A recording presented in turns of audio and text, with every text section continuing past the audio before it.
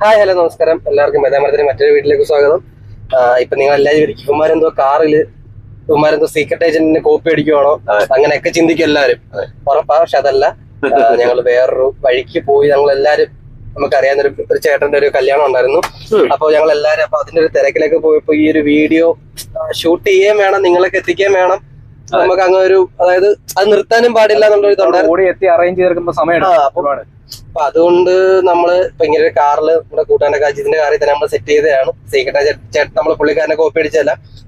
അത് മാത്രമല്ല, നമ്മുടെ ഇവിടെ AK കണ്ണൻ ഇന്നില്ല. അവന് അത്യാവശ്യമായിട്ട് കുറച്ച് കാര്യങ്ങളായിട്ട് ഫാമിലി ആയിട്ട് പോയേക്കുവാണ്. അപ്പൊ അവന് വരാൻ പറ്റില്ല. അപ്പൊ അതിന് ആദ്യമേ നിങ്ങളോട് ക്ഷമ ചോദിക്കുന്നു. അപ്പൊ ഇതിന് എന്തെങ്കിലും തെറ്റുകുറ്റങ്ങൾ എന്തായാലും ഉണ്ടായിരിക്കും. ആ ഒരു ക്വാളിറ്റിയിൽ ഇപ്പൊ എനിക്ക് മൈക്കില്ല. അപ്പൊ എല്ലാത്തിനും ഒരു പോരായ്മകളുണ്ട്. അപ്പൊ അതെല്ലാരും ക്ഷമിക്കുക. തെറ്റുകുറ്റങ്ങളുണ്ടെങ്കിൽ സഹിക്കുക. അപ്പൊ ഇന്ന് അങ്ങനെ ഒരു ഞങ്ങളൊരു ടോപ്പിക് അങ്ങനെ നേരത്തെ സെലക്ട് ചെയ്ത് വെച്ച് സംസാരിക്കണം വെച്ചിരുന്നതാണ്. പക്ഷെ അത് ഈ ഒരു മാരേജ് ഒക്കെ ആയപ്പോ നമുക്ക് ഈ ഒരു ക്ലാഷ് വന്നു. എന്നാലും ഇപ്പൊ നമ്മുടെ സമൂഹത്തിൽ അല്ലെങ്കിൽ ഇപ്പൊ ഏറ്റവും കൂടുതൽ ഒരു പ്രശ്നം അലയടിച്ചു പോയ ഒരു പ്രശ്നമായിരുന്നു നമ്മുടെ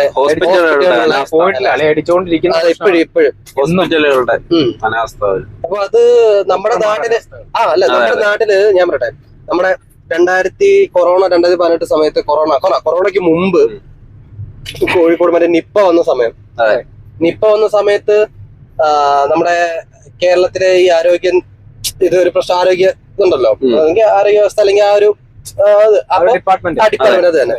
അപ്പൊ ഈ ആരോഗ്യ ഡിപ്പാർട്ട്മെന്റ് അവര് കുറെ പരിശ്രമിച്ച് ആ ഒരു നിപ്പ അങ്ങനെ കൺട്രോൾ ചെയ്തു. അന്ന് ശൈലജ ടീച്ചറായിരുന്നു നമുക്ക് അന്ന് മന്ത്രിയായിട്ടുള്ളത്, ആരോഗ്യ വകുപ്പ് മന്ത്രി. അത് വലിയൊരു കാര്യമാണ്. വലിയൊരു കാര്യമാണ് നമ്മുടെ ഹെൽത്തിന്റെ ഒരു ഗുണമേന്മ.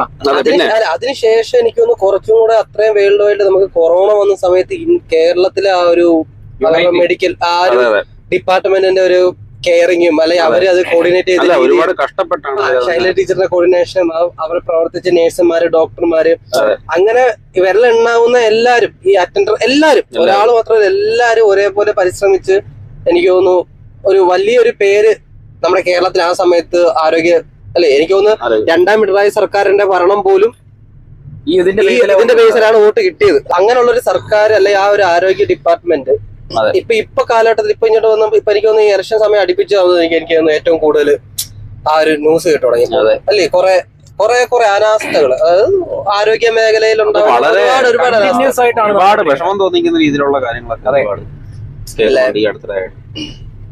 ഒരുപാട് നമുക്കൊരു ഒരു ക്രൂരതയുള്ള രീതിയിൽ പ്രശ്നങ്ങള്, മരുന്ന് മാറി കൊടുക്കുക, കത്രിക തുന്നിക്കെട്ടി വിടുക, പല കാര്യങ്ങളാണ്. നമ്മളിപ്പോ കൊറോണയെ കുറിച്ച് സംസാരിക്കുമ്പോൾ നമ്മുടെ സർക്കാരിന്റെ അല്ലെങ്കിൽ ആ ഒരു ആരോഗ്യ മേഖല, ഞാൻ സർക്കാർ അങ്ങനെ പറയുന്നില്ല, നമുക്ക് അതാണ്. എന്നാലും ഞാൻ ഹൈലൈറ്റ് ചെയ്തിട്ട് അങ്ങനെ ഒരു ഇത് പറയുന്നില്ല. ഇപ്പൊ ഒരു ആ ആരോഗ്യ മേഖല അത്രയും അല്ലെങ്കിൽ അത്രയും ഒരു ആക്റ്റീവായിട്ട് നിന്നൊരു വർഷങ്ങളായിരുന്നു ഇതാ കൊറോണ ടൈമില്. ആ കൊറോണ ടൈമിൽ നമ്മൾ ചിന്തിക്കാൻ പറ്റാത്ത രീതികളിൽ ഡോക്ടർമാരായാലും നമ്മുടെ ഇൻഫിനിറ്റി റേറ്റ് ഒരുപാട് കുറഞ്ഞു. കുട്ടികളുടെ മരണസംഖ്യ ഒരുപാട് ആരോഗ്യ മേഖല കേരളമൊക്കെ എവിടോ എങ്ങോ എത്തി. ന്യൂസ് സംഭവം ചർച്ച അല്ല, പല കാര്യങ്ങളും മാറി മറിഞ്ഞത് ആ ഒരു പീരീഡിലാണ്, പിന്നെ കോവിഡ് ടൈമില്. ആൾക്കാർ പിന്നെ അതോട് തിരിച്ചു വരുന്നുണ്ട് എങ്കിൽ പോലും പല വിശ്വാസങ്ങളും പല കാര്യങ്ങളും ഈ പറയുന്ന ഇപ്പൊ ഹോസ്പിറ്റലിൽ തന്നെ ഇപ്പൊ ഞാൻ എല്ലാ ഡോക്ടർമാരെയും പറയത്തില്ല, ഇപ്പൊ നല്ല രീതിയിൽ ചികിത്സിക്കുന്ന ഇഷ്ടംപോലെ ഡോക്ടർമാരുണ്ട്. പക്ഷെ അവര് അതായത് 100 പേരുണ്ടെങ്കിൽ 80 പേര് നല്ല രീതിയിൽ തന്നെ, അതായത് എനിക്കൊരു പ്രോഫിറ്റ് അല്ല, എനിക്ക് അതിൽ നിന്നൊരു എനിക്കൊരു പേഷ്യന്റ് എന്റെ മുമ്പിലോട്ട് വന്നു കഴിഞ്ഞാൽ അവരെ എത്രത്തോളം പിഴിയാന്ന് ചിന്തിക്കുന്നവരാണ്. അവരെ എത്ര അല്ലെങ്കിൽ വലിയ വിലയൊന്നും വരാതെ അല്ലെങ്കിൽ ഭയങ്കര എമൗണ്ട് അവർക്കൊരു ബില്ല് വരാത്ത രീതിയിൽ അവർക്ക് പറ്റുന്ന രീതിയിൽ ഇപ്പൊ ഒരു middle class family, low class family ഒക്കെ വരുമ്പോൾ അവർക്ക് അങ്ങനെയുള്ള കുറെ ഡോക്ടർമാരെ ഞാൻ കണ്ടിട്ടുള്ളത്. എന്റെ ഒരു ആവശ്യം അങ്ങനെയുള്ള ഡോക്ടർമാർ വേണം എല്ലാരും ആവാൻ. ഇപ്പൊ ഡോക്ടർമാരെ ദൈവത്തിൻ്റെ കാണുന്ന ഒരു സംഭവം നമ്മളാണ്. അതായത് നമുക്കൊരു രോഗം വന്നു കഴിഞ്ഞാൽ നമ്മൾ അത്രയും എന്താ പറയാ ഒരു വിശ്വാസത്തോടെയാണ് ഒരു ഹോസ്പിറ്റലിലോട്ട് ചെന്നല്ലേ ഡോക്ടറെ കാണാതിരിക്കുന്നത്. അത്രയും വിശ്വാസത്തോടെ നമ്മൾ കാണുന്ന ഒരു ഡോക്ടർ അല്ലെങ്കിൽ ആ ഒരു ഹോസ്പിറ്റലിൽ തന്നെ നമ്മുടെ ജീവൻ ആപത്തുണ്ടാവുക, അതായത് അല്ലെങ്കിൽ പോകുന്നവനെ കിടത്തി ആ ഒരു അവസ്ഥ എന്ന് വെച്ചാൽ നമുക്ക് ചിന്തിക്കാൻ പറ്റില്ല. ഇപ്പൊ എല്ലാ ഡോക്ടർമാർ എന്നാലും ഒരു ചികിത്സാ പിഴവെന്ന് പറയുന്നത് ഇല്ല 20% അങ്ങനെ ആൾക്കാരുണ്ട്. ഉണ്ട്. അല്ല ചികിത്സാ പിഴവ് ഉണ്ട്. ഇപ്പൊ ഞാൻ പറയട്ടെ, ചെറിയൊരു മൈന്യൂട്ട് പിഴവൊക്കെ ഇനി എത്രയൊക്കെ എല്ലാ മനുഷ്യർക്കും, അതായത് ഏല പറഞ്ഞില്ലേ മനുഷ്യന്മാരാണ്. ഏത് പോലീസ് സമ്മതിക്കാം. ചെറിയതായിട്ടുള്ള ഇപ്പൊ ഞാനിപ്പോ ഈ പ്രശ്നം ഞാൻ പറയാം. ഇപ്പൊ ഈ നമ്മൾ ഈ തെറ്റെന്ന് പറഞ്ഞപ്പോഴാണ് അത് ഒരു തെറ്റുപറ്റി പറഞ്ഞല്ലേ, അങ്ങനെ ചെറിയ തെറ്റുകൾ പോട്ടെ, ഓക്കെ പറ്റിപ്പോയി, അത് ഒരു 1000 ഓപ്പറേഷൻ തിയേറ്ററിലെ ഒരു മിസ്റ്റേക്ക് നമ്മൾ സമ്മതിക്കും. ഇത് ഒരു ഓപ്പറേഷൻ ചെയ്ത് കത്രികയൊക്കെ വയറ്റിനകത്ത് വെച്ച് അല്ലെങ്കിൽ പുള്ളി അതിനകത്ത് അകത്ത് വെച്ച് തയ്ച്ചു വിടാന്ന് വെച്ചാൽ 5 വർഷം കൊണ്ട് അവരോട് അനുഭവിക്കുന്നത്. 5 വർഷം കൊണ്ടാകുമ്പോ അവര് സഹിക്കും. അതെ, കാര്യം അവര് പിന്നെ മൂത്രം ഒഴിക്കുന്ന സമയത്ത് ബ്ലഡ് പോവുക. നമ്മുടെ അമ്മമാരുടെ പ്രായമുള്ളവർക്ക് അതാണ്. അല്ല അതാ പറഞ്ഞ ഇതിനെയൊക്കെ ഒരു പിഴവെന്നല്ല, ഇതൊക്കെ അനാസ്ഥ, അതൊക്കെ മഹാ തന്തയില്ലായ്മ ഉള്ളത് പറഞ്ഞ സത്യം അങ്ങനെ പറയാൻ പറ്റില്ല. എന്നിട്ട് അത് ന്യായീകരിക്കുന്നുണ്ട് ആ ഡോക്ടർ. അതെ, അത് 5 അല്ല 50 വർഷം ഇന്നലെ ഒരു കുഴപ്പമില്ല. അതിന് മറ്റേ പറയല്ലോ, പണ്ടൊരാള് എത്രയോ കൊല്ലം തലയോട്ടയിൽ മറ്റേ വെടിയുണ്ടേ കൊണ്ട് ജീവിച്ചിട്ടുണ്ടല്ലോ എന്നുള്ളതൊക്കെ ന്യായങ്ങളാ പറയുന്നത് ഓരോരുത്തര്. അത് സോഷ്യൽ മീഡിയയിലൊക്കെ അത് അനുഭവിച്ചവർക്ക് വേദന വരുന്നവർക്ക് അറിയത്തുള്ളൂ. ഈ ഡോക്ടർമാരുടെ കാര്യം പറഞ്ഞ് ഇവര് ലക്ഷങ്ങളും കോടികളും ചെലവാക്കിയായിരിക്കും പഠിക്കുന്നത്. അത് ഈ പഠിക്കുമ്പോ ഇവരുടെ പഠിക്കുന്നതിന്റെ ഉദ്ദേശം എന്താണ്? ഒരു ദൈവങ്ങളെ പോലെ, അതായത് നമ്മുടെ ജീവിച്ചിരിക്കുന്ന ദൈവങ്ങളെ പോലെ കാണുന്നതാണ് ഡോക്ടർമാരെന്ന് പറഞ്ഞു കഴിഞ്ഞാൽ. അതിനകത്ത് മാലാഖയുടെ ചിറകം വെച്ച് കാലന്മാരും ഉണ്ടെന്നുള്ളതാണ്. അല്ല, അതിന് ഒത്ത കുറെ നേഴ്സുമാരും ഉണ്ട്. അതെ ഒത്ത കുറെ നേഴ്സുമാരുടെ പ്രശ്നം എന്ന് വെച്ചാൽ ഒരു എക്സ്പീരിയൻസ് ഇല്ലാത്ത, അല്ലെങ്കിൽ കറക്റ്റ് ആയിട്ട് ഒരു എക്സ്പീരിയൻസ്ഡ് ആയിട്ടില്ലാത്ത കുറെ നേഴ്സുമാർ ഒരുപാടുണ്ട്. ഇപ്പൊ ഉണ്ട് ഹോസ്പിറ്റലുകളിൽ, മിക്ക ഹോസ്പിറ്റലും ഉണ്ട്. എനിക്കൊന്ന് ഏറ്റവും കൂടുതൽ പ്രൈവറ്റ് ഹോസ്പിറ്റലാണ്. അവർക്ക് ചെറിയ ശമ്പളത്തില് ഇവർക്ക് പഠിച്ചു കഴിഞ്ഞോട്ട് വരുമ്പോഴത്തേക്ക് 6000 രൂപ 5000 രൂപയ്ക്ക് നിങ്ങൾ വാ. അപ്പൊ അവർക്കൊരു ട്രെയിനിങ്, ഒരു എക്സ്പീരിയൻസ് സർട്ടിഫിക്കറ്റ് അവർ പോകും. ഒന്നും അറിയാത്തവരെ പിടിച്ചിട്ടായിരിക്കും കൊണ്ട് അങ്ങോട്ട് ഇരുത്താം. അല്ല, ഒരാളുടെ ജീവൻ നശിപ്പിക്കുമ്പോഴേ ഒരു വളർന്നു വരുന്ന, ഇപ്പൊ അവർ ഈ ഒരാളെ കൊല്ലുന്ന സമയത്ത്, അതായത് ഒരാൾ ഇവരുടെ അനാസ്ഥ കൊണ്ട് മരിക്കുമ്പോൾ ഒരുപാട് സ്വപ്നങ്ങളാണ് അവിടെ തകർന്നത്. ഒരു കുടുംബം ഇല്ലാതെ. അതെ.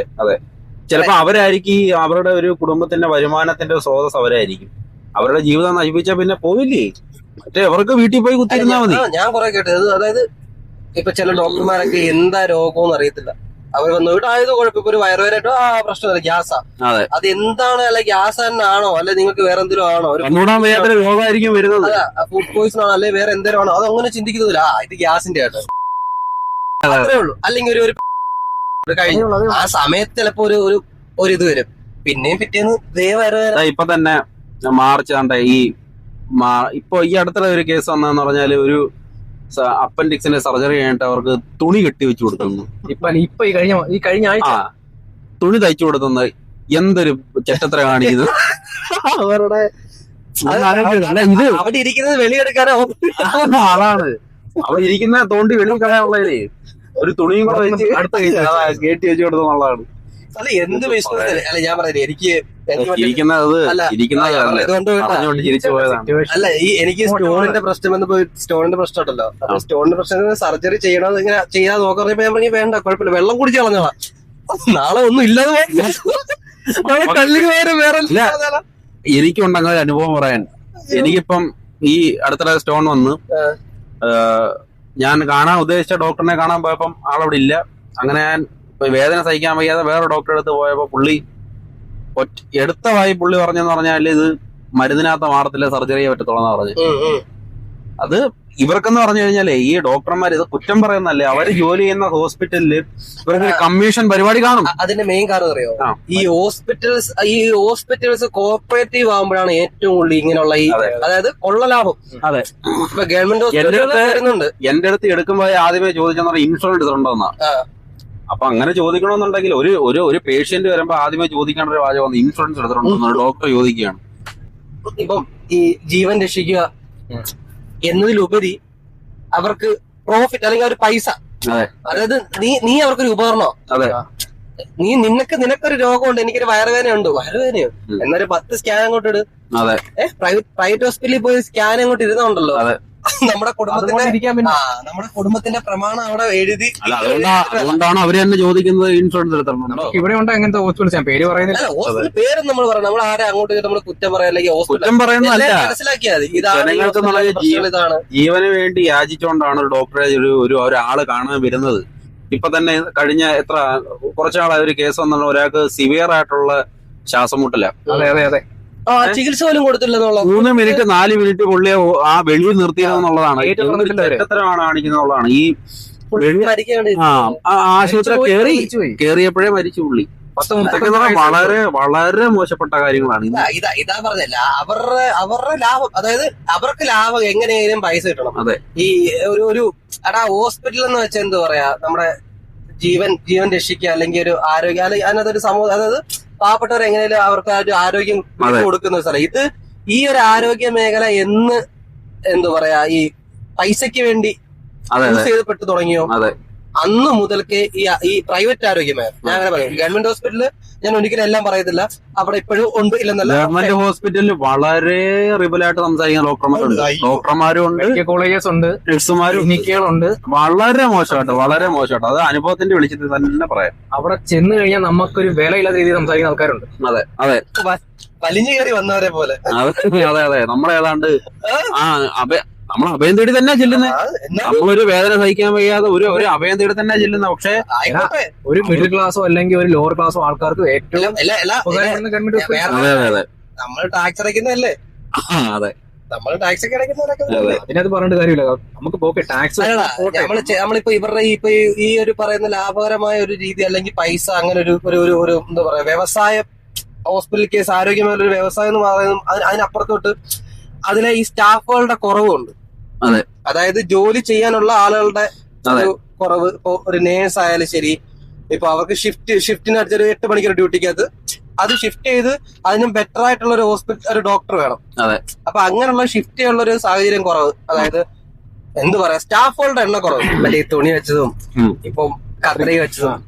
എനിക്ക് തോന്നുന്നു എനിക്ക് ന്യൂസിൽ അത്രയായിട്ടൊരു വൈറലായ കുറെ കേസുകൾ, അല്ലെങ്കിൽ രണ്ട് കേസ് എനിക്ക് തോന്നി ഇപ്പൊ ഭയങ്കരമായിട്ട് ഈ ഇടയ്ക്ക് ഭയങ്കര പൊങ്ങി വന്ന കേസുള്ളൂ. ഇപ്പൊ അതല്ലാതെ നിങ്ങളുടെ മൈൻഡിൽ വരുന്ന ഏതെങ്കിലും കേസുകൾ നിങ്ങൾക്ക്? കഴിഞ്ഞ വർഷം ഒരു കേസ് ഉണ്ടായിരുന്നു. ഏതാ?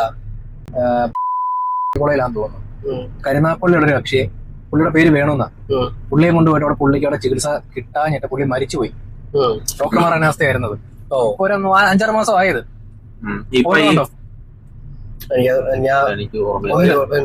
നമ്മൾ കേട്ട് പറഞ്ഞായിരിക്കും, 1 വർഷം മുമ്പുള്ളതുണ്ടോ. അതുപോലെ ശാസ്താംകോട്ടയില് അത് ഈ മാസം തോന്നുന്നു. ഇപ്പൊ ഈ അടുത്തയാ ഒരു പെങ്കൊച്ചിന് ശ്വാസം മുട്ടായിട്ട് വന്നൊരു പെങ്കൊച്ചിന് പേവിഷബാധയുടെ മരുന്ന് കുത്തിവെച്ചു കൊടുത്ത്. ഒന്ന് ആലോചിച്ച് നോക്കണം. അത് എന്തൊരു കടുപ്പാണ്. അതിപ്പോ രാത്രിയില്ല. ഇപ്പൊ ഈ ശ്വാസം മുട്ടൊക്കെ വരുന്നത് രാത്രിയിലായിരിക്കും. ഇപ്പൊ ഈ രാത്രിയിൽ വന്നിരിക്കുമ്പോ കാഷ്വാലിറ്റി ഡോക്ടർ കാണും. അപ്പം അവരെഴുതി കൊടുക്കുന്ന മരുന്നായിരിക്കും എടുക്കുന്നതെന്നുണ്ടെങ്കിലും അനാസ്ഥ എന്ന് പറയാൻ പറ്റും. അതെ, അതൊരു ചർച്ചാ വിഷയമാണ്. ഇപ്പൊ ചിലപ്പോ ഡോക്ടർ കറക്റ്റ് ഒരു മരുന്നാണെങ്കിൽ ഒരു വാക്സിൻ ആയിരിക്കും എഴുതി കൊടുക്കുന്നത്. ചിലപ്പോ ഇവര് വായിക്കുന്നോ അല്ലെങ്കിൽ എടുക്കുന്ന അല്ല, വായിക്കറിയാതായിരിക്കണമല്ലോ ഒരു ഹെഡ് നേഴ്സായിട്ട് അവിടെ നിൽക്കുന്നത്, ഫാർമസി നിൽക്കുന്നത്. ഇപ്പൊ അവര് നേഴ്സായിട്ട് വന്നിട്ട് അത് ചിലപ്പോ അവർ എടുക്കുന്നത് മാറിപ്പോയായിരിക്കും. എന്നാലും ഈ പട്ടികൾ പേവിഷബാധ ഇതൊക്കെ എങ്ങനെ ഒരു ആംബ്യൂളൊക്കെ ഒരേപോലെ ആയിരിക്കും, ആംബ്യൂൾസ് എല്ലാം ഒരേപോലെ ആയിരിക്കും. എന്നാലും ഇത് നോർമലി അറിയാലോ. ഈ എനിക്ക് തോന്നുന്നു പേവിഷബാധ എല്ലാവരും എനിക്ക് എല്ലാ ഹോസ്പിറ്റലും ഒക്കെ ആയിരിക്കും. എന്നാലും ഇത് ഇത്ര അനാസ്ഥയൊക്കെ പറഞ്ഞാൽ അതൊക്കെ ഒരു പിന്നെ എത്ര തിരക്കുണ്ടെന്ന് പറഞ്ഞാൽ അവരാ വീട്ടുകാരെ എങ്ങനെയെങ്കിലും ഇതൊന്നും മാറട്ടെ എന്ന് പറഞ്ഞുള്ള രീതിയിലായിരിക്കും ആശുപത്രിയിലോട്ട് കൊണ്ടുവരുന്നത്. ഇല്ലാത്ത പൈസ കടം അതെ, അതിന്റെ ഇടയ്ക്കൂടെ ഇവർക്ക് ഇല്ലാത്ത രോഗത്തിന്റെ ഇതും കൂടെ കുത്തിവെച്ച് കൊടുക്കാന്ന് പറഞ്ഞാൽ അവൻ പറഞ്ഞ പോലെ ഒരു ചെറിയ അനാസ്ഥ എന്ന് പറയുന്ന ഒരു കുടുംബത്തിന് മൊത്തം അത്താണിയായിരിക്കും പോലെ. അതെ, ഒരു ചെറിയ അനാസ്ഥ മതി, ഒരു ചെറിയൊരു പിഴവ്, ഒരു നേഴ്സിന്റെ ഒരു ഡോക്ടറിന്റെ ആരും ചെറിയൊരു പിഴവ് മൂലം ആ കുടുംബം മൊത്തത്തിൽ തകർന്നു പോകും. പിന്നെ അല്ല, ഞാൻ അറിയുന്നതല്ല, ഇതിപ്പോ ഒരാളെ ഇങ്ങനെ മരുന്ന് മാറ്റിയാലും ഇഞ്ചക്ഷൻ വെച്ചാൽ കൊന്നു കളഞ്ഞു. ഇവർക്ക് എങ്ങനെ കിടന്ന് ഉറങ്ങാൻ പറ്റും? അല്ല, അങ്ങനെ ചോദിച്ചാല് അവര് പറയുന്നത് അവർക്കൊരു ഇതുണ്ട്, സോറി ഇറ്റ്സ് മെഡിക്കൽ എറർ, മനഃപൂർവ്വം ചെയ്യുന്നതല്ല. അപ്പൊ അവർക്ക് ഒരാളെ ഇപ്പൊ മനഃപൂർവ്വം കൊണ്ടുവരേണ്ട കാര്യമില്ല. എങ്കിൽ പോലും ഒന്ന് ആലോചിച്ച് നോക്കെ, അവരെ ആശ്രയിച്ചാണല്ലോ ഒരാൾ വരുന്നത്. അതെ, അവരോടുള്ള ഒരു കടപ്പാട് വെച്ചിട്ടാണ് ആൾക്കാർ വരുന്നതും. ഇതുകൊണ്ടൊക്കെ പല ഹോസ്പിറ്റലിലും ആൾക്കാർ എത്ര രൂപയുടെ നഷ്ടമാണെന്ന് ഒരു പിഴ മൂലം അവർക്കുണ്ടാകുന്ന ഒരു സാമ്പത്തിക നഷ്ടം, അല്ലെങ്കിൽ സാമ്പത്തിക ഒരാള് നഷ്ടപ്പെടുക എന്ന് പറഞ്ഞാൽ മരണത്തിന് ഉപരി അല്ലാതെ ഇപ്പൊ ഈ പറഞ്ഞ 5 വർഷം ഒരു കത്രിക ഒരാളുടെ ശരീരത്തിൽ വെച്ച് തയ്ച്ചില്ല ചേച്ചി അമ്മയുടെ. അപ്പൊ അവർ അത്രയും വർഷം അനുഭവിച്ച വേദന എന്ന് വെച്ചാൽ 5 വർഷം അനുഭവിച്ച 5 വർഷം കൊണ്ട് അവർക്ക് ജോലിക്ക് പോകാൻ പറ്റുന്നില്ല. അങ്ങനെ എത്രയോ പേര് അവർക്കൊരു ചിലപ്പോ അവരുടെ വരുമാനം കൊണ്ട് ജീവിക്കുന്ന കുടുംബമായിരിക്കാം. ഈ ചിലരുടെ കാല് മുറിച്ചോളാന്ന് ചെറിയ എന്തെങ്കിലും പ്രശ്നം, ചിലപ്പോ ഈ ഷുഗറിന്റെ എന്തെങ്കിലും പ്രശ്നം കാല് മുറിച്ചോളാൻ വരത്തില്ല. അല്ല, ചിലപ്പോ അത് അവരുടെ ഒരു ഇതിനു വേണ്ടി ചിലപ്പോ അങ്ങനെ ചെയ്തിട്ടുണ്ട്. നേരത്തെ ഞാൻ പറയില്ല, എന്റെ കേസ് തന്നെ എനിക്ക് ഇതുപോലെ സർജറി ചെയ്ത് കളയണോന്ന് പറഞ്ഞ കാര്യം ഞാൻ രണ്ടാമത് എനിക്ക് അത്ര ഒരു കോൺഫിഡൻസ് ഇല്ലാത്തതുകൊണ്ട് ഞാൻ വേറെ ഡോക്ടറെ ഞാൻ കാണാൻ ഉദ്ദേശിച്ച ഡോക്ടറെ പോയി കണ്ടപ്പോൾ പുള്ളി പറഞ്ഞു ഇത് മരുന്ന് പോലും വേണ്ടെന്ന് പറഞ്ഞു. ഇതിപ്പോ നമ്മൾ ഒരുപാട് ഇപ്പൊ ഈ ഹോസ്പിറ്റലിലെ പ്രശ്നങ്ങളെ, അതായത് ഇപ്പൊ ഈ അനാസ്ഥകൾ പറയാനാണെങ്കിൽ വർഷങ്ങൾ ഒരുപാട് പ്രശ്നങ്ങൾ ഇഷ്ടം പോലെ. ചന്ദ്രമഴ എന്ന് തീർന്നു ഇപ്പൊ അങ്ങനെ ഓരോ, അതായത് ഇപ്പൊ ഓരോ വർഷത്തിൽ ഇപ്പൊ ഞാൻ പറയാം 2020 തൊട്ട് 25 വരെ എത്ര അതിനകത്തൊരു 100 അല്ലെങ്കിൽ ഒരു 10-20 പ്രശ്നങ്ങൾ കാണും മൊത്തത്തിൽ. അല്ലടാ, അതായത് കേരളം ലോകമെമ്പാട് പറഞ്ഞ പ്രശ്നങ്ങൾ കാണും, ഒതുക്കി തീർന്നതായ പ്രശ്നങ്ങൾ, അങ്ങനെ അറിയാത്തത് ഇഷ്ടമായ പ്രശ്നമുണ്ട്. ഇപ്പൊ ഇനിയിപ്പോ അല്ല ഇപ്പൊ പ്രസന്റ് നടക്കണം നടന്നു, അതായത് നടന്നുകൊണ്ടിരിക്കുന്നു. പാസ്റ്റ് ആയി, അത് കഴിഞ്ഞു. ഇനി ഉണ്ടാവരുത്, ഇനി ഉണ്ടാവരുത് നമുക്ക് ഉപദേശിക്കാൻ പറ്റില്ല. അല്ല ഒരു ഇന്ത്യൻ പൗരൻ അല്ലെങ്കിൽ നമ്മുടെ ഈ കേരളത്തിൽ എന്നുള്ള നിലയിൽ നമുക്ക് നാളെ എനിക്ക് വയ്യാതെ നമ്മള് സർക്കാർ ഹോസ്പിറ്റലിലോട്ട് പോകണം, ഓക്കെ, അല്ലെങ്കിൽ ഒരു പ്രൈവറ്റ് ഹോസ്പിറ്റലിൽ പോയതായിരിക്കും, ഏതോ ആയിക്കോട്ടെ, ഒരു ഹോസ്പിറ്റലിൽ പോയി. അപ്പൊ നമ്മൾക്ക് ചിലപ്പോ ഇങ്ങനെ ഒരു അനുഭവം ഉണ്ടാവാം. അപ്പൊ ഇപ്പൊ നമ്മുടെ വീഡിയോ കുറച്ചുപേര് കാണുന്നുണ്ട്, അവര് ഇതിനെന്തൊക്കെ ഇവർക്ക് അല്ലെങ്കിൽ ഇതിനെതിരെ അല്ലെങ്കിൽ എന്തെങ്കിലും പറയാൻ പറ്റുമോ, അല്ലെങ്കിൽ എന്തൊക്കെ ചെയ്യാൻ പറ്റുമെന്ന് ഇപ്പൊ ഇതിനൊക്കെ തോന്നില്ല. എന്താണ് ഒരു പരിഹാരമായിട്ട് നമുക്ക് ഇപ്പൊ ഇങ്ങനെ ഒരു അനാസ്ഥ ഉണ്ടെങ്കിൽ ഇതിനകത്ത് എന്താണ് നമുക്കൊരു പരിഹാരം ഉണ്ടാവും, നമുക്ക് ചോദിക്കുന്നത് ഇങ്ങനൊരു പരിഹാരം വേണം. അപ്പൊ അങ്ങനെ എന്തെങ്കിലും ഒരു ഐഡിയ അല്ലെങ്കിൽ നമ്മുടെ സമൂഹത്തിലോട്ട് നമുക്ക് പറയാൻ എന്തായാലും നിങ്ങളുടെ മൈൻഡിലോട്ട് ഇതിങ്ങനെ ഉണ്ടാവരുത് ഇതിനകത്തോട്ട്, അല്ലെങ്കിൽ ഇനി ഇതിങ്ങനെ ഉണ്ടാവരുത്. ഇനി അല്ല, അങ്ങനെ ഉണ്ടാവരുന്ന് പറഞ്ഞാൽ ഈ ബിസിനസ് എന്നുള്ള ചിന്ത മാറ്റി വെക്കുക എന്നുള്ളതാണ്. അതെ, അതായത് വ്യവസായവൽക്കരണം. അങ്ങനെ കാര്യം എന്ന് പറഞ്ഞാൽ ഇപ്പം പൈസ ചെലവാക്കി അവര് പഠിക്കുന്നു, അങ്ങനെ അവർക്കുള്ള ശമ്പളം അവർക്ക് കിട്ടുന്നു, കിട്ടുന്നുണ്ട്. ഇപ്പം ഗവൺമെന്റ് ഹോസ്പിറ്റലിലെ ഡോക്ടർമാരെ വെച്ച് പറയുകയാണെങ്കിൽ ഇപ്പം എല്ലാവർക്കും പഠിച്ച് ഡോക്ടറാകാൻ പറ്റത്തൊന്നുമില്ല. നിങ്ങളെ ആശ്രയിച്ചാണ് രോഗികൾ വരുന്നത്, നിങ്ങളെ ദൈവത്തെ പോലെ കണ്ടാണ് രോഗി വരുന്നത്. പ്രൈമറി ഉള്ള ദൈവം അവരാണ്. അതെ, അതായത് അല്ല വേറെ പ്രശ്നമുണ്ടോ, ഈ എല്ലാ കണ്ണടച്ച് ഇങ്ങനെ പ്രശ്നമുള്ള ഡോക്ടർമാർക്ക് എല്ലാം എതിരെ ആക്ഷൻ എടുക്കണം. അതാകുമ്പോ അങ്ങ് പേടി വരും. നോർമൽ സസ്പെൻഷനോ കാര്യങ്ങളൊന്നുമില്ല, ലൈസൻസ് കിട്ടിയതാണ്. നിങ്ങൾ എത്ര വർഷത്തേക്ക് നിങ്ങൾ നോക്കണ്ട, ആരെയും നോക്കണ്ട. എല്ലാ രോഗികൾക്കും അവരുടെ അവകാശങ്ങളുണ്ട്. ഐ മീൻ അവർക്ക് എന്താണ് അസുഖം, അല്ലെങ്കിൽ അവർക്ക് കൊടുക്കാൻ പോകുന്ന മരുന്നുകൾ എന്തൊക്കെയാ, നിങ്ങൾക്ക് ഒരു ഓപ്പറേഷൻ ഉണ്ടെങ്കിൽ ആ ഓപ്പറേഷൻ എന്തിനാണ്, ഈ ഓപ്പറേഷൻ എന്തൊക്കെ അപകടങ്ങളുണ്ട്, അതിപ്പോ വീട്ടുകാർ മാത്രം അറിഞ്ഞാൽ പോരാ, ഈ കട്ടിലെ കിടക്കുന്ന അല്ലെങ്കിൽ ഈ ബെഡിൽ കിടക്കുന്ന പേഷ്യൻസ് അറിയണം ഇങ്ങനെ ഒരു പ്രശ്നമുണ്ട്, അല്ലെങ്കിൽ നിങ്ങൾക്ക് ഇതേപോലെ ഒരു ഓപ്പറേഷൻ ആണ്, ഈ ഓപ്പറേഷൻ ഇങ്ങനെ ബുദ്ധിമുട്ടുകൾ വരും, അല്ലെങ്കിൽ ഓപ്പറേഷൻ കഴിയുമ്പോൾ നിങ്ങൾക്ക് ഇന്ന പോലെ പ്രശ്നങ്ങൾ ഉണ്ടാവും. അപ്പൊ ഇതൊരു മുൻകൂട്ടി ഒരു ബോധവൽക്കരണം ഈ ഡോക്ടർമാരുടെ ഭാഗത്തുനിന്നും എല്ലാവരുടെ ഭാഗത്തുനിന്നും ഉണ്ടാകണം. എന്നാലേ അവർ, അതായത് രോഗികളും അറിയണം ഇങ്ങനെ ഒരു പ്രശ്നം, അല്ലെങ്കിൽ ഈ ഓപ്പറേഷനെ കുറിച്ച് എല്ലാം അറിഞ്ഞു കഴിഞ്ഞാൽ തന്റെ രോഗം എന്താണെന്ന് പുള്ളിക്കൊരു ഡെപ്ത് ആയിട്ട് അറിയാൻ പറ്റും രോഗി. അതെ, പക്ഷെ അത് വേറെ കാര്യമുണ്ടായി, ചില ഡോക്ടർമാരെ അങ്ങ് പേടിപ്പിക്കുകയെ ഉള്ള കിളിയും കൂടെ അങ്ങ് പോകും. അറിയണം അറിഞ്ഞാലേ ഇപ്പൊ എനിക്ക് പേടിയാന്ന് വേറെ കാര്യം. പിന്നെ ഞാൻ പേടിച്ചില്ലയോ? അല്ല, അത് ഒരു ഡോക്ടർ ഇരിക്കുമ്പോഴേ അല്ല ഞാൻ പറഞ്ഞു, ഞാൻ രണ്ടാമത് പോയി ഡോക്ടർ കണ്ടപ്പോ എനിക്ക് മനസ്സിലായ കാര്യം എന്ന് പറഞ്ഞാല് രണ്ടുപേരെയും കണ്ടപ്പോ എനിക്ക് ഭയങ്കര എക്സ്ട്രീം എക്സ്പീരിയൻസ് ഉണ്ടായി. ഒരാള് സംസാരിച്ചോണ്ടിരുന്നപ്പോ തന്നെ എന്റെ വേദന പൂർണ്ണമായിട്ട് മാറി. എന്നിട്ട് പുള്ളിയെ ഇങ്ങോട്ട് പറയാം ഇത്രയും സംസാരിച്ചപ്പോ നിന്റെ വേദന മാറിയെന്ന് ചോദിച്ചു. ഞാൻ പറയാൻ മാറി. അത് അവർക്ക് ഒരു രോഗിയുടെ ഒരു മൈൻഡ് മനസ്സിലാക്കാനുള്ളൊരു മനസ്സിലാക്കാനുള്ളൊരു കഴിവ് വേണോന്നല്ല പറയുന്നത്, എക്സ്പീരിയൻസ്. അത് അല്ല, അതൊരു മനസ്സാ, ഒരു ദൈവിക മനസ്സാ അല്ലേ. അത് എല്ലാവർക്കും ആ മനസ്സുണ്ടാവാം. പക്ഷെ പൈസ നോക്കി മാത്രം ഈ ചികിത്സിക്കുന്ന ഡോക്ടർമാർക്ക് മൈൻഡ് ഉണ്ടാവത്തില്ല. കാര്യം ഞാൻ ആദ്യമേ പോയി കണ്ട ആളെ പേരൊന്നും പറയാൻ ആഗ്രഹിക്കുന്നില്ല, പക്ഷെ പുള്ളി പറഞ്ഞ ഇൻഷുറൻസ് ഉണ്ടോ എന്ന് ചോദിക്കുമ്പോൾ എന്റെ മൈൻഡിൽ കൂടെ ദൈവം ഇത് വലിയ ഏതെങ്കിലും കുഴപ്പമാണോ തീരാറായോ, നമുക്കങ്ങനെ മനസ്സിൽ വരും. എല്ലാ മനുഷ്യർക്കും ആർക്കും പേടിയില്ലാത്ത ലോകത്ത് ആരും ഇല്ല, എല്ലാവർക്കും പേടിയുണ്ട്.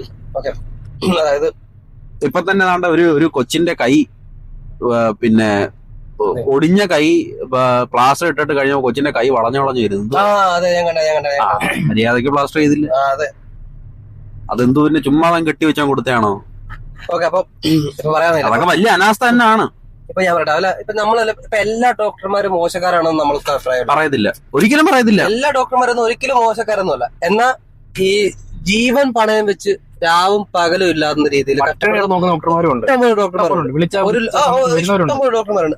അവരാണ് അല്ലെങ്കിൽ ഈ അവർക്കും കൂടെ അവർക്കും കൂടെ ചീത്തപ്പേരാണ് ബാക്കിയുള്ള കാണിച്ചു. ഈ എന്താ ഇപ്പൊ ഒരു ജീവൻ നഷ്ടപ്പെട്ടു കഴിഞ്ഞാൽ അത് തിരിച്ചു പിടിക്കാൻ ദൈവത്തിന് പോലും പറ്റത്തില്ല. അത് പോയി. അതൊരു ഡോക്ടറിനെ കൊണ്ടേ പറ്റും. അതാണ് ഞാൻ പറഞ്ഞത്. ഇപ്പൊ ജീവിച്ചിരിക്കുന്ന മനുഷ്യന്മാർക്കിടയിലുള്ള ദൈവങ്ങളാണ് ഡോക്ടർമാര്.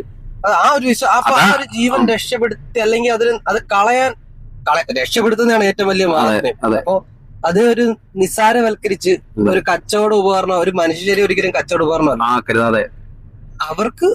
അവർക്ക് ആവശ്യമുള്ള എന്ത് ചികിത്സയാണോ അത് കൊടുക്കുക. അവരെ ചികിത്സിച്ച് നിങ്ങൾ നമ്മളെ കൊണ്ടുവരും. നിങ്ങൾ ദൈവത്തിലാണ്, നമ്മളൊക്കെ കണ്ണോടെ. നല്ല ഡോക്ടർമാര്, അതാ പറഞ്ഞു, 100 ഡോക്ടർമാരെടുത്താല് അതിനകത്തൊരു 90 പേരും നല്ലതാണ്. പക്ഷെ ആ 10 പേരുടെ ഇടയ്ക്കായിരിക്കും ചിലപ്പോ കുറെ രോഗികൾ വന്ന് കയറുന്നത്. മനസ്സിലായോ? അപ്പൊ ആ 10 പേരുടെ ഇടയ്ക്ക് കയറുന്ന രോഗികൾക്ക് എന്തുവാ ജീവൻ വേണ്ടേ? ആ 10 പേരുടെ ഇടയ്ക്ക് കയറുന്ന ആ 10 പേരാണ് തന്തയില്ലാത്തരം കാണിക്കുന്നത്. അതാ പറഞ്ഞ ഇപ്പൊ ഒരാളുടെ ജീവൻ നഷ്ടപ്പെട്ടു പോയി കഴിഞ്ഞാൽ അത് തിരിച്ചു പിടിക്കാൻ പറ്റത്തില്ല. അപ്പൊ ഹോസ്പിറ്റലുകാരും ഡോക്ടർമാരെല്ലാം ആ ജീവന്റെ വാല്യൂ നൽകണം. ഈ അനാസ്ഥ കൊണ്ട് ഇതുപോലെ കുഞ്ഞുങ്ങൾ മരിച്ചു പോകുന്നുണ്ട്. ആ ഒരു അച്ഛനും ഒരു അമ്മയും ചിലപ്പം ചിലപ്പം അത് 8-9 മാസം നമ്മൾ പറയുന്നത് അത് പ്രഗ്നൻസി പീരീഡാ. ചിലപ്പോ അവർ 10 വർഷം കാത്തിരുന്നിട്ടായിരിക്കും ഒരു കുഞ്ഞുണ്ടാകുന്നത്. അപ്പൊ ആ 10 വർഷം കാത്തിരുന്ന ഒരു കുഞ്ഞുണ്ടാകുമ്പോ അവർക്ക് അത്രയും പ്രതീക്ഷയാണ് അതിനെ കൈ കിട്ടാൻ. അപ്പൊ ആ കുഞ്ഞിനെ ഒന്ന് കളിപ്പിച്ച് അല്ലെങ്കിൽ അതൊന്ന് നടന്ന് അന്ന് എഴുന്നേറ്റ് കാണുന്നതിന് മുമ്പ് തന്നെ ഈ നാറികളുടെ ഇതുകൊണ്ട് ആ കൊച്ചു മരിച്ചു പോന്ന് പറഞ്ഞു കഴിഞ്ഞാൽ അവരാ ഡോക്ടറിനെ കൊന്നില്ലെങ്കിലേ ഉള്ളൂ പിന്നെ നമുക്ക് പറയാൻ പറ്റും. പല കേസും എന്തെങ്കിലും ഒരു കയ്യേറ്റം ഉണ്ടായി കഴിഞ്ഞാൽ അന്നേരം ഞാൻ പറഞ്ഞ കൊടിയും പിടിച്ചോണ്ട് വരും. പഠിക്കണം. കാരണം എന്ന് പറഞ്ഞാൽ അവരുടെ തെറ്റുകൊണ്ട് പറ്റുന്നതാണെങ്കിൽ അവർക്ക് അത് കൊള്ളാൻ അർഹരാണ്. നിങ്ങള് ജനങ്ങളെ കൊല്ലാതിരിക്കുക, അതാണ് നമ്മുടെ റിക്വസ്റ്റ് ആണ്. നമ്മൾ ഈ വീഡിയോയിൽ പറയുന്ന നമുക്കൊരു നമ്മുടെ ഭാഗത്ത് റിക്വസ്റ്റ് ആണ് പറയാൻ, നിങ്ങൾ മാക്സിമം നിങ്ങളുടെ എഫർട്ട് ഇടുക. അതുപോലെ മരുന്ന് കമ്പനിക്കാരുടെ അത് നമുക്ക് മറ്റൊരു വീഡിയോ ആയിട്ട് വരാം. അതെ മരുന്ന് കമ്പനി നമുക്കത് ഒരു ഷോർട്ട് വീഡിയോ ആയിട്ട് ചെയ്യാനുള്ളതാണ്. അപ്പൊ കുറച്ച് തോനെ പോയിന്റില്ല, എന്നാലും ചില കാര്യങ്ങൾ പറയണം. അത് പറയാതിരിക്കാൻ നിവൃത്തിയില്ല. ഈ കമ്മീഷന് വേണ്ടിയിട്ട് മരുന്ന് എഴുതി കൊടുക്കുമല്ലോ. അതാണ്ട് മെഡിക്കൽ സ്റ്റോറിൽ നിൽക്കുമ്പോഴാ നമുക്കറിയാം. അവൻ തന്നെ അറിയാം. നമ്മള് പറയേണ്ടത് പറയുക തന്നെ ചെയ്യും. ഇപ്പൊ ഇതിനകത്ത് ആർക്കൊക്കെ കൊണ്ടാലും നമുക്കൊന്നുമില്ല, ഒരു കുഴപ്പമില്ല. കൊള്ളിക്ക് തന്നെ പറയും. അല്ല, നമുക്കത് വിഷയം കാര്യം എന്ന് പറഞ്ഞാൽ നമുക്ക് മനുഷ്യന്മാർക്ക് വില കൊടുക്കുക എന്നുള്ളതാണ്. നമുക്ക് കുഞ്ഞുങ്ങളുണ്ട്. അതെ, നമുക്ക് എല്ലാവരുടെ ജീവനും ഒരുപോലെയാണ്. അതെ, എല്ലാരെയും ആലോചിക്കുക. മൃഗങ്ങളും മനുഷ്യരും എല്ലാ ജീവൻ തന്നെയാണ്. എനിക്ക് നമുക്ക് വൈൻഡ് പേ കാരണം ഒരുപാട് നമ്മൾ ഒന്നാമത് നമ്മൾ റൂമിലല്ല, അപ്പൊ അതിന്റെ ലൈറ്റിന്റെ എല്ലാം നമുക്കൊരു ടോപ്പിക്കാന്നുള്ള രീതിയിൽ നമ്മൾ പറയാൻ വീക്ക് അല്ലെങ്കിൽ ഒരു ഡേ നമുക്ക് മിസ്സാക്കാൻ പറ്റുന്നത്. നല്ല രീതിക്ക് ഡീറ്റെയിൽഡ് ആയിട്ട് എടുത്ത് വൃത്തിക്ക് ഒരു വീഡിയോ വേണ്ടി ഇരുന്നതാണ്. പക്ഷെ നമുക്ക് അതിന് സാഹചര്യം ഇല്ലാതായി പോയത് കൊണ്ടാണ്. പക്ഷെ ഒരു അർജന്റ് വന്നുകൊണ്ടാണ് നമ്മൾ ഇപ്പൊ ഇതിനകത്ത് ഒതുക്കുന്നത്. പക്ഷെ ഇങ്ങനെയുള്ള വാർത്തകൾ നമുക്ക് നിരന്തരം കേൾക്കുന്ന സമയം നമുക്കത് പറയാതിരിക്കാൻ നിവൃത്തിയില്ല. അപ്പൊ എല്ലാവരുടെ അഭിപ്രായവും നിങ്ങളുടെ അഭിപ്രായവും നിങ്ങൾ രേഖപ്പെടുത്തുക. എല്ലാരും സപ്പോർട്ട് ചെയ്യുക. നിങ്ങൾ തരുന്ന ഓരോ കമന്റ് അല്ലെങ്കിൽ സപ്പോർട്ട് എല്ലാം ഞങ്ങൾ കാണുന്നുണ്ട്. വളരെ സന്തോഷമുണ്ട്. കാണുന്നവർ എല്ലാരും ലൈക്ക് ചെയ്യുക, ഡിസ്ലൈക്ക് ചെയ്യുക, സബ്സ്ക്രൈബ് കൂടെ ചെയ്യുക.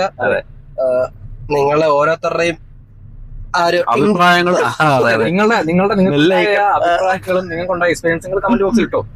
കാരണം എല്ലാവർക്കും മോശം അനുഭവം തെറ്റനുഭവം എല്ലാവർക്കും ഉണ്ടായിട്ടുണ്ട്. അതെ, പിന്നെ ഇപ്പൊ പുതിയൊരു വീഡിയോ ആയിട്ട് നമ്മൾ ഉടനെ എത്തുന്നതായിരിക്കും. വരും. അതെ, നന്ദി, നമസ്കാരം.